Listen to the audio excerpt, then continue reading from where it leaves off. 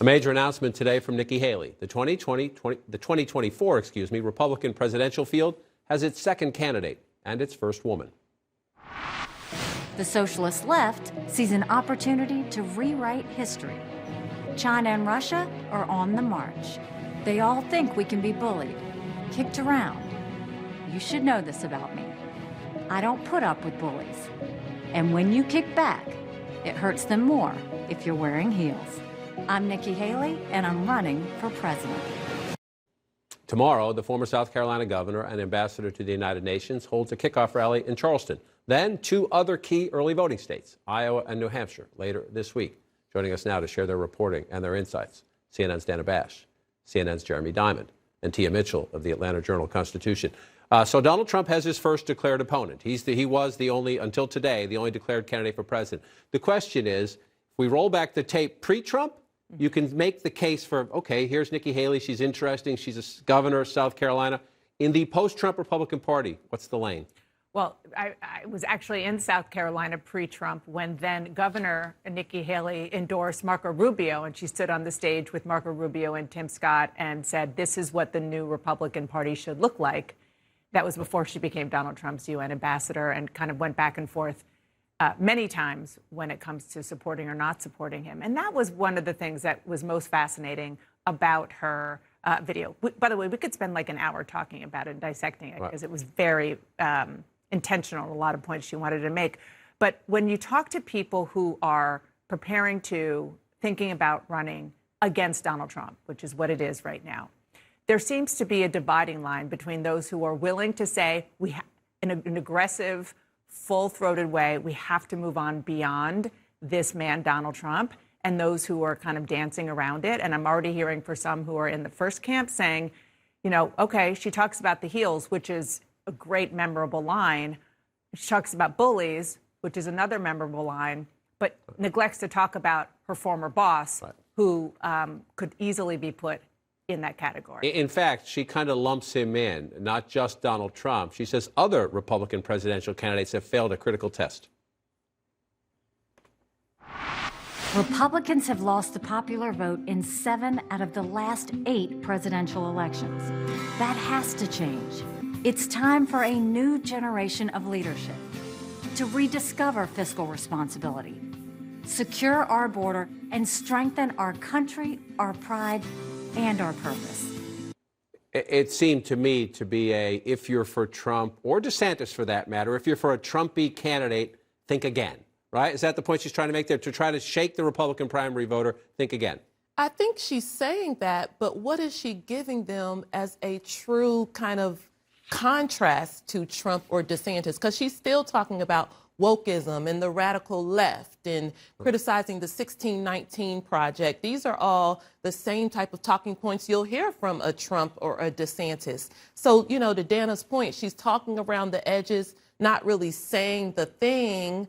And I don't know if that's going to resonate if she truly wants to present herself as an alternative to these other candidates. It's a great question. Does she run as Governor Nikki Haley or Ambassador Nikki Haley, meaning the Trump Ambassador Nikki Haley? Because if you just look at the bio card, it's impressive. She's 51 years old. She's trying to make a point. Joe Biden's 80 plus. Donald Trump would be 80 or 79 when he runs. 51 years old, first-generation American, was UN Ambassador, first woman South Carolina governor. She served 2 terms. She led the removal of the Confederate flag from the South Carolina State House, that after a horrific shooting at a black church. Governor Nikki Haley would be an interesting Republican. Trump Ambassador Nikki Haley, where's the lane? Yeah, and if you look at this video, it's very clear that she plans on running as Governor Nikki Haley, Definitely. at least primarily, right? The entire video focuses on her time as governor, what she was able to do in the state from an economic perspective, how she handled the fallout of that devastating Charleston shooting. I think the only thing we see in that video in terms of a UN ambassador is maybe a picture or a video of her in that role at the United Nations. But I think the bigger question in terms of how she actually approaches this is we've seen too many of these Republicans kind of criticize Trump obliquely but not actually want to do it directly. And she clearly seems to fall in that lane so far. And when you look at her statements over just the last year, I mean, from January 6th insurrection saying that, that Trump let us down, we shouldn't have followed him, we shouldn't follow him again, to then saying that she would not run if he ran and that she would support him, to now running herself. You know, it's not really clear where Nikki Haley actually stands, and that's going to be something that she has to focus on, is how does she define herself to these Republican primaries. Right. And this, if you're watching at home saying, why don't you care about what Trump said about her or Pompeo said about her or somebody else said about her, this is her announcement day, and we're going to treat all candidates equally. On their announcement day, we focus on who they are and what they want to do, and then we'll have plenty of time for this. But one of the key points she made here is she talked about it. She talked about being this daughter of immigrants in a state like South Carolina, and she said it has defined her life. The railroad tracks divided the town by race. I was the proud daughter of Indian immigrants. Not black, not white. I was different. But my mom would always say, your job is not to focus on the differences, but the similarities. Again, it's, that part of her biography is compelling. Will she choose, or will she try to be all things to all slices of the Republican primary? Because if she's a general election candidate, her argument and her team argues we can get back a lot of those suburban women who just cannot vote for Trump. We can get back independents who are looking for fiscal conservatives, maybe are pro-life on abortion but don't want somebody hitting them in the head with it.